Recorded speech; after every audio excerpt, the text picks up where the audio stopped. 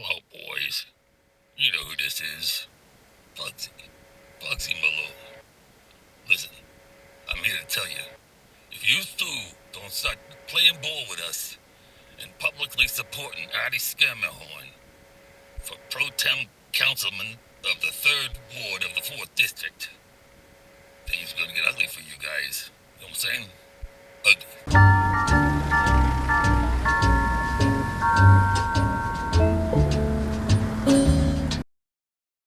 Hey, we have been thinking that it would be wise this summer to get an airplane that we could fly around the country and report on traffic conditions, that being very important on the weekends. I mean, some stations have done this locally in different areas, but we thought maybe on a weekend we could cover every major city in the country if we had our own plane. So we have hired an airplane. It may be a little too big for the job, but... Well, it's a Cub, isn't it? At least that's what they said it would be. And we've hired a couple of fellows to fly it. We've sent Wally Ballou out to our private little airport up in Westchester County, who has gone there with a tape recording on this initial broadcast. So come in, Wally Ballou in Westchester. Wally Ballou, here inside the airplane as preparations are made to take off on the first trial run for Bob and Ray's traffic reporting bulletin. You may be able to hear the pilot up in the cockpit ahead. He's squeezed in there, doesn't have hardly room to turn around, and he is calling the tower for the go-ahead signal. Ready, Captain? Okay, co-pilot. Let's go. Check for takeoff. He's ready. Wing They're checking flaps. for takeoff. Wing flaps. Wing Rudder. flaps are okay. Rudder. Port engine 1. There goes port engine 1. Port engine 1. Port engine 2. They've told me. Port engine 2. Told me to sit back here and not bother Starboard them. engine 1. Starboard engine 1. This Starboard engine 1. Starboard engine 2. Starboard engine 2. That's Starboard 4. engine 2. Airplane ready. Now they're ready. Flight 35. Ready. And Takeoff when ready. Flight 35. the tower says takeoff when ready, and that's what we're doing. And this little plane that will be covering the traffic for Bob and Ray this summer, we're taxiing out to the strip. Up with your landing gear. Gear up. Now we're off the ground. You'll hear me again when we're in the air. Okay, take her now. I'll say hello to our passengers. Good morning, ladies and gentlemen. Huh? I'm Captain Williams, your pilot on this flight. Captain We are Williams. now airborne at 12,000 feet, flying at 310 miles per hour, and will reach Chicago on schedule in 3 hours and 20 minutes. Chicago? Ready for your breakfast, children? Huh? Here, put these pillows on your laps and I'll There's a put the beautiful, trays out. lovely lady in uniform speaking to the passenger. Say, that was good. Where are we now, Miss Jones? Let's see, it's 10:45. Miss Jones is her name. We're over Allentown, Pennsylvania now. How can you tell Allentown, where we are? Pennsylvania. Well, we have a schedule. And we follow... Huh? the way. Yes, We're Captain, broadcasting checking right from now. Bob and Ray's plane, sir. They're going to be covering traffic conditions over the various towns this summer. Hello, Allentown. Ceiling clear. I think we made some mistake here, ladies and gentlemen. And Bob and Ray, will you forgive me, fellas? that I seem to be on the wrong Yes, plane. Lake Erie. And now, Big from city, 12,000... Well, was he ever on the wrong plane? That's not our plane. Well, there goes Wally Ballou to Chicago. And he's going to have a nice breakfast, too, which is nice. Actually, he did get on the wrong plane. It's a little Cub. Can't he tell the difference between a Cub and a transcontinental plane? It would appear he couldn't.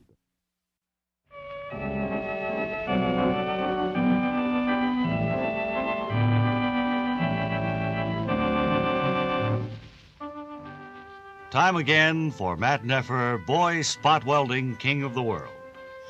Today, Matt and his friend Todd are sitting quietly in Todd's library as Matt puts down volume 18 of his encyclopedia and turns to Todd. He says, Well, it's nice being here in your library, Todd. I thought this was your library, Matt. Oh? I mean, it doesn't look like my library, all these books and things. My library is rather sparsely furnished with books. Out here in the foyer. Oh, yes. Oh, now I know it's your house, Matt. I don't have a foyer in mine. That's right, you don't. That encyclopedia you were reading, Todd, you had, what volume was it? It was volume 18, Matt, but you were reading it. I was sitting here watching you read it. Out here on the front porch, Todd. Sure thing, Matt. I didn't hear what you were saying about the encyclopedia. I was saying that you were reading there from volume 18. I was reading from volume 18 of the Yes. encyclopedia. Read to st.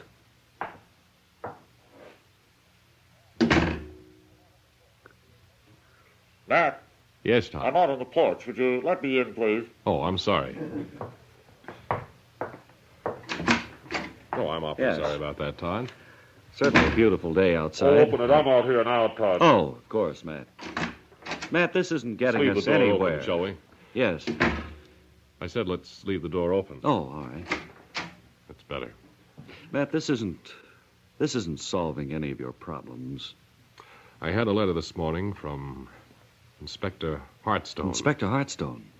Yes, of the death squad. But he's been off for some time. Up here! Upstairs, Todd. I'll take the elevator, Matt. It'll be quicker. No, you're taking the stairs. I can hear you. No, it's me going down. I'm already up here in the elevator, Matt. Well, I'm downstairs now, Todd. Well, which would be quicker for me to get down, by elevator or on the stairs? I think probably if you took the stairs, 2 at a time.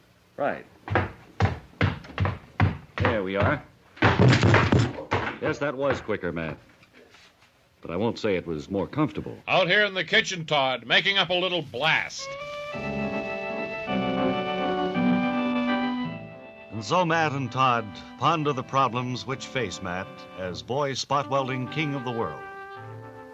Next time, a strange request is made on the telephone. We'll hear Matt say, No, I will not. in the next episode of Matt Neffer, written for radio by O. Leo Leahy.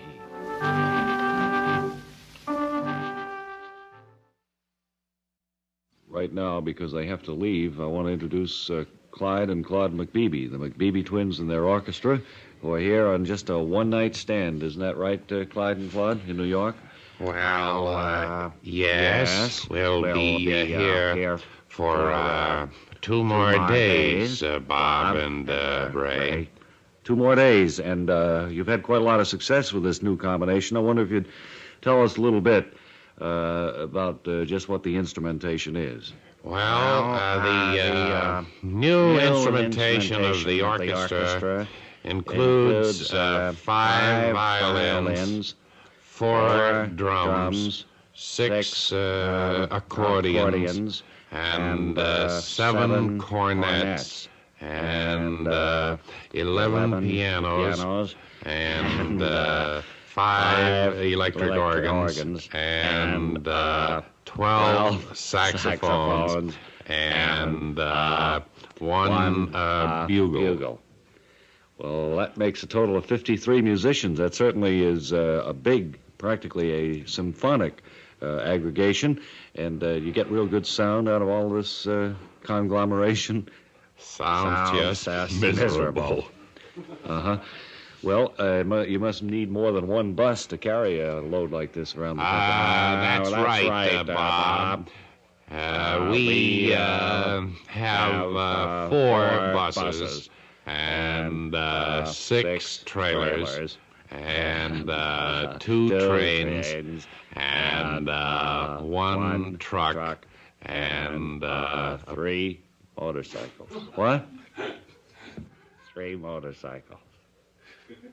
It's the first time that I think that I can remember that one of the McBeebee twins, and I don't know which one it was, but either Claude or Clyde was him. One of them talked by himself, and that certainly proves that we're getting somewhere. Well, we're trying to get away from talking the way we do.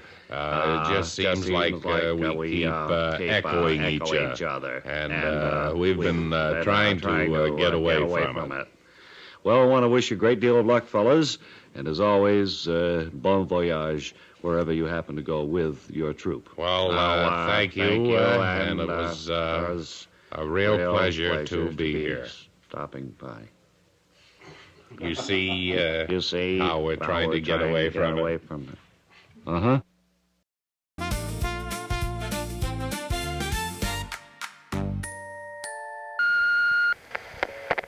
Hello? This Bob and Ray's Home for Strays. Oh, I just want to let you know I lost a kitten. She has black ears. She answers to Boomer.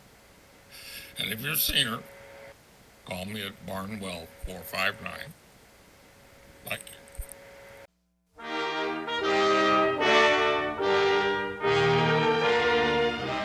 This is Public Lawyer, episodes dedicated to the selfless conduct of those who serve the best interests of the public. Court-appointed attorney Vernon Stitz is such a man.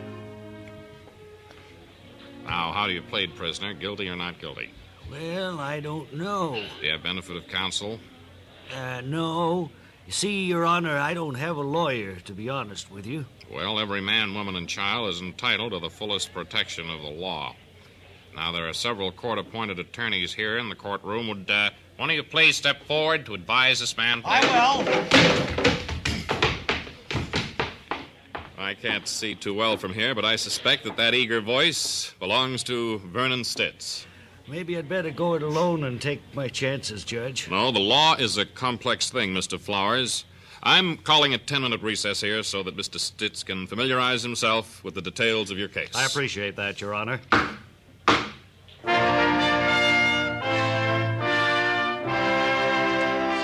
would the prisoner please step forward? Prisoner just stepped forward, Your Honor. Thank you, Counselor. Now, after having conferred with his attorney, how does the prisoner plead? Just a minute, Your Honor. I've advised Mr. Flowers not to plead guilty or not guilty either. Well, I hope you know what you're doing, Counselor. Your Honor, I'm willing to take the risk. There's a precedent for all this, the State versus Cosmo, October 1928. If the good judge will look it up, he'll find that Victor Cosmo pleaded neither guilty nor not guilty in October of 1928. Well, if it's a legal duel you want, my hot-headed young friend, you'll get one. I was the presiding judge on that case, and the reason Mr. Cosmo didn't plead one way or the other was because he was hit by a truck before the trial and became deceased. Judge, I think I'll go it alone. I don't want the court to do me any favors with free attorneys, especially this one. Well, Your Honor, I'd like to ask for a recess. On what grounds, may I know? Some new evidence has come up that will be of interest to this court. Counselor, there hasn't as yet been a trial. I haven't seen any kind of evidence. Exactly, Your Honor. We're dealing with the pre-introduction of evidence before a trial, a totally new legal concept. Oh, get out of here, Stitz. That's ridiculous. Ha! That's just what I've been waiting for. An outburst from you, Your Honor. I move that this case be thrown out of court because of pre-trial prejudice on the part of the presiding judge. Frankly, Counselor, I am prejudiced. I think you're a boob. Judge, I didn't come with this guy. All he said to me during the recess was that we were involved in a desperate gamble for time, even before he heard what I was doing here. I think he's a nut, so I'll plead guilty. So be it.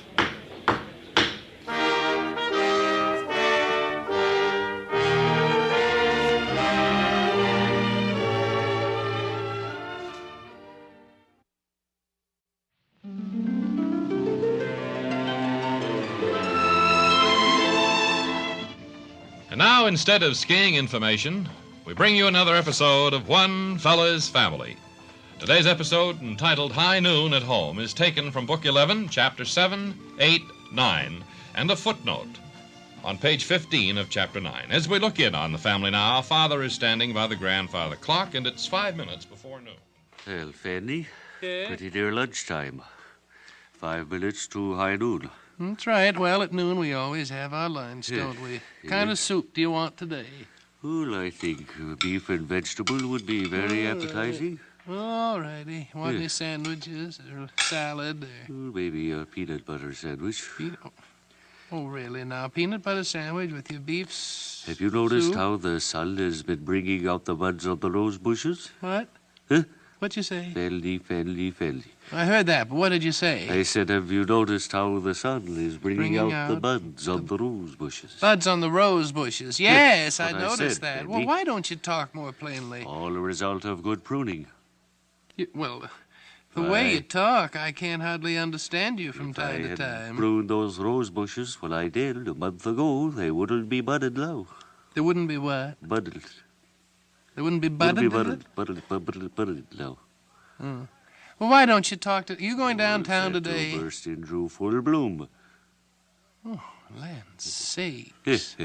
My word, I find you more difficult every day. Are you going downtown today? This afternoon, Fatty. Why don't you drop in and see the dentist there and see if he can tighten up your diction? Nonsense, Fatty. That was back in book 6. What?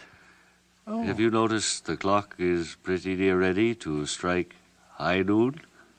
High noon. High noon at home. You've been listening to One Fella's Family, brought to you instead of skiing information at this time. Today's episode, entitled High Noon at Home, is taken from Book 11, Chapters 7, 8, and 9, pages 12, and a footnote on page 15. One Fella's Family is written and produced by T. Wilson Messy. This is a Messy production. Now, for all of you book fans, here is our literary editor, Webley Webster. Hello, everybody. Webb, we haven't had a review for quite some time now. And, of course, a lot of new books on the bestseller list. Well, it's so difficult to select, never reading them all. I think the past year was a very, very fruitful year. Yes, it was. For writers. We've had some wonderful books and stories, histories. There's so much interesting stuff that it's very difficult for me to sift through them all and to come up with one to publicize nationally. Well, I see the Webley Webster players are in the other studio ready to enact a scene from a book, so I guess you have read one and picked it out, have you? I have read one, and I've picked it out to review and to dramatize what I think is the most exciting portion of the book. Exciting scene from this particular book. Yes. What is it, please? The book is called Where'd You Go Out, What You Do, Nothing. Oh, yes, I read that. That was very amusing. Where did you go out? And what scene are they going to do, Webb? Well, this takes place very early in the book, on about page 12. There are 3 days at sea, and the mean old pirate captain comes on deck, and he calls to his first mate. Matey? Aye, Captain. Now, that be no way to talk to your good captain. What's the matter, Captain? Why, you... The good matey didn't fall down. Yeah, I thought that wasn't as hard as you usually hit, Captain. Well, when I hit from now on, matey, you best fall down. Aye, sir. Want to try it once? Why, you... That was better, sir. Much better. All right, up off the deck, matey. What be direction this here tub going in? Well, we're heading east by northeast, sir. But there's a storm ahead. Why,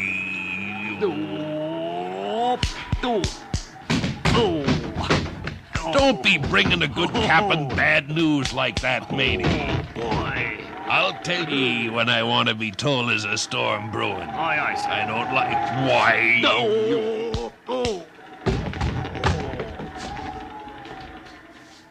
I think that's the most exciting part of the whole book. I recommend it for everyone, from a kid to an old buck. I don't remember that scene in that book at all, but we don't have time to go into it right now.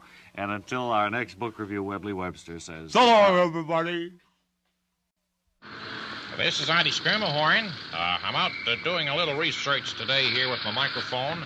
I'm walking along the sidewalk, measuring just how many feet there are in one of these blocks of pavement. Very interesting thing, and I say I got 1 foot, 2, 3, about 3.5 to each one of these things. Oh, here's a gentleman. Would you like to talk into our microphone? Yes, I'd be happy to.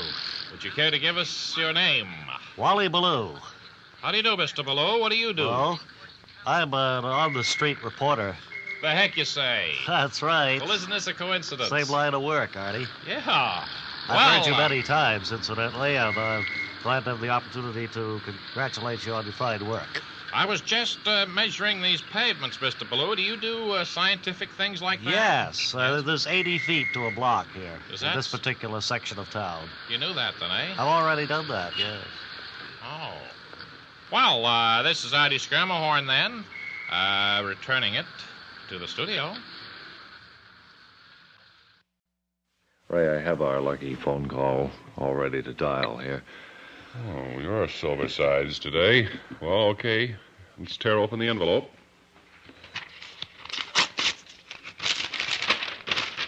And our call goes out to Terre Haute, Indiana.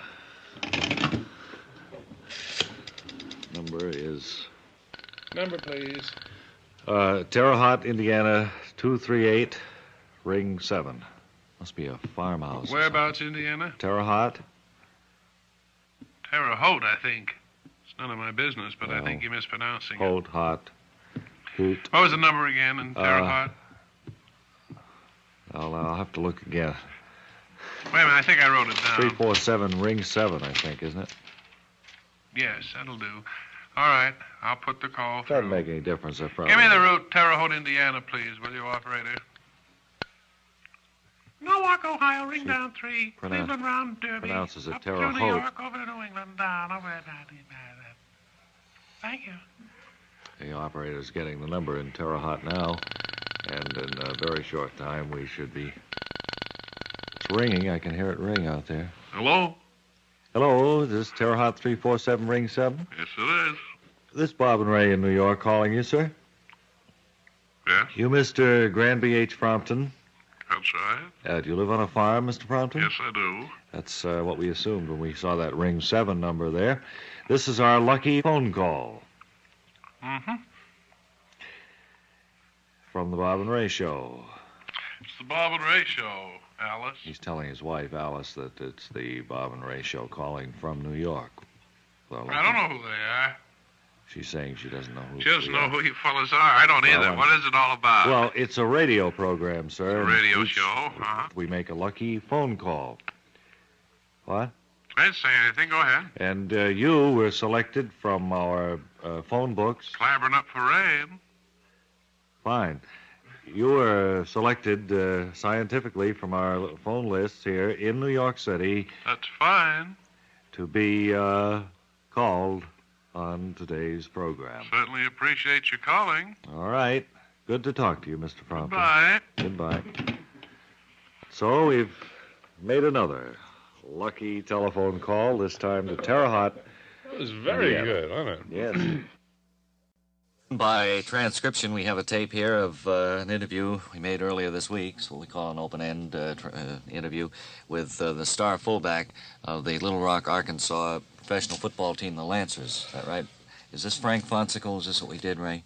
That's right, and he's a quarterback on a professional football team. All What right. you have? I had fullback, but No, it doesn't he's make a any quarterback. difference. He calls a play. Will you start the tape, please? Frank, it's a pleasure to have you here in the Bob and Ray Isolation Booth. How long have you been playing pro football? Well, that's when the end goes out, and you take a beat and draw in the tackle, and then go through, and for the first down, you hope you don't get more than 2 or 3 yards on a play like that. Trouble somewhere.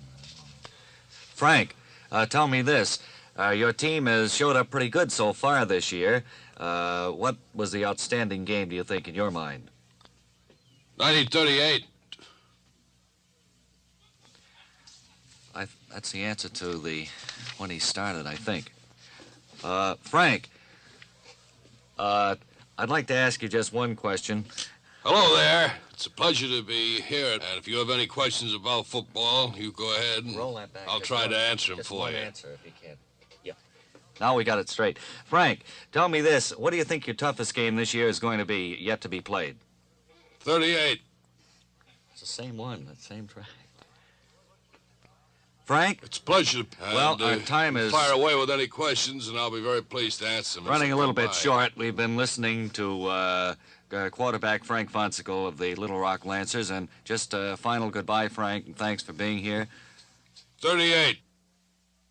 How'd you like to make extra money in your spare time? For a profitable hobby that can develop into a lucrative business, it's alligators, the small, clean, scaly animals that are literally worth their weight in gold. Now, they can be raised in a spare room, basement, or garage. It takes only a few minutes a day to care for a pair, and it costs only a few pennies a day to feed each animal. Alligators breed once a year and have 1 to 5 eggs at a time. They white clean with a damp cloth. Now, the pair that you're going to get from Alligator Industries are completely guaranteed producers, all pedigreed and registered. Now, we would like to point out that you can make all sorts of things from these animals: suitcases, shoes, watch bands, many other expensive articles. Now, we'll help you get started, folks, and show you how to make substantial profits in alligator raising. We'll supply you with 2 alligator eggs and complete information on the feeding, raising, housing, and breeding of alligators. Oh, and don't forget, Ray, alligator eggs are sturdy, they're easy to handle, and they're as light as ping-pong balls. Now then, for the free booklet on alligator raising, with no obligation whatsoever, write to Slimy, New York. And as a special bonus for the first 100 to order alligator eggs, we're going to send absolutely free a 1-week supply of vitamin-enriched alligator food. Remember, no alligator salesman will call at your home. I just wish you could see our studio here, all bedecked with bunting of varied colors. And we're chatting with Miss Gladys Gayhart of Elkhart, Indiana. Just a minute, Miss Gayhart. We're introducing you. She is a member of the group here in convention in New York City, and having their actual convention here in the studios. Miss Gayhart, will you tell us just what it is that you folks collect? Miniature wastebaskets, the tiniest type possible. And I have, to repeat, been collecting them now for 15 years. You have your total collection right here on this board, bedecked with bunting and various decorative effects here. There must be, 8 or 9 there? There are 12. 12 miniature wastebaskets. And you see this one here, I'll point to it. Mm-hmm. That is all hand-carved leather. It's not much bigger than a thimble, is it? That's reputed to... No, it's absolutely smaller, I'd say, than the ordinary thimble. This is reputed to be almost 3,000 years old. Is that so? What did they do with miniature wastebaskets 3,000 years ago? Oh, they threw tiny things in them. Mm-hmm. Well, now, how many of you are here in convention at New York for this Well, week there ahead? are 4 of us who collect these. 4 from various parts of the United States. And how 3 many? from the United States, 1 from the British Isles. Is that so? And what does the total collection include? How many miniature wastebaskets do you have? Well, about 19, including. And we think that there are 2 more somewhere in the world. Isn't that interesting? I think that this is real that wonderful. The dye on this, that purple Yes. or bluish. Well, I see our time is up, Miss Oh. Gayhart. I hope you have a wonderful time here in New York, and thanks for talking on our microphone. You're welcome. I'd like to do a few impersonations, if I might. Bob, I want you to feel free to do them. The microphone is yours. How many do you plan on doing? Because it'll probably give me time to get down and get a drink. Well, I thought I'd do them until the audience overwhelm me with applause. Okay, well, I'll be back when I think that you've had All right, first I'll do Michael Redgrave, ladies and gentlemen. Hello, this is Michael Redgrave speaking. Now I'd like to do John Forsythe. Hello, everyone. John Forsythe speaking. John Forsythe is from Utah. Now I'd like to do, what's that? John Forsythe is a British actor. I'm sorry. Cross that one out. I'd like to do, Michael Rennie for you. Hello, everyone. Michael Rennie speaking. Can you do Edward Mulhare? I think so. Hello, everyone. Edward Mulhare speaking. Do you know there's a sick lady upstairs? No, I don't know that one. Well, the applause hasn't been overwhelming. So that means that I'm not the winner tonight. So I'll just go out. Just about. How's the applause go? Yeah, I didn't hear much. There wasn't much. Oh, It was quite weak. Uh-huh. Well, you didn't do Alec Guinness, I don't think, did you? No, I didn't. Go down for another. Uh-huh. Hello, everyone. Alec Guinness speaking.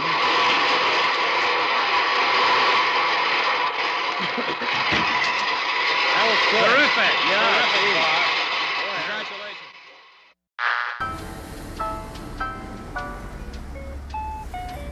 Close in 5 minutes.